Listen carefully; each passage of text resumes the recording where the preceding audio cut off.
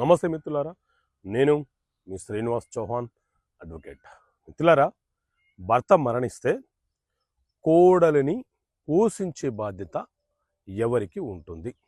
So మిత్రులారా, మన దేశంలో Hindu adoption and maintenance act 1956 అనే చట్టం ఉంది.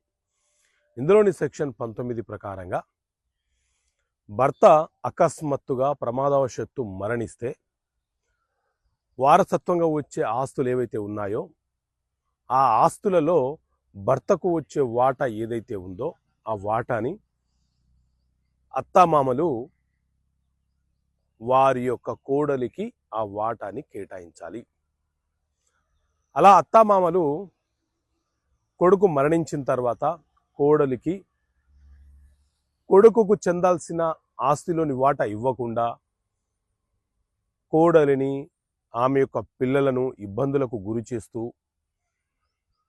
వారిని ఇంట్లో నుంచి బయటికి నెట్టివేసే ప్రయత్నం చేస్తే ఆ కోడలు వాళ్ళ మీద క్రిమినల్ కేసులు ఫైలు చేయవచ్చు. అలాగే మెయింటెనెన్స్ కేసు కూడా ఫైలు చేసే హక్కును ఆవిడ కలిగి ఉంటుంది. మరి మెయింటెనెన్స్ కేసు ఎవరి మీద ఫైలు చేయాలి అనంటే, మామయ్య తన కొడుకుని వివాహం జరిపించి బాధ్యతగా కోడల్ని ఇంట్లోకి తీసుకొచ్చారు కాబట్టి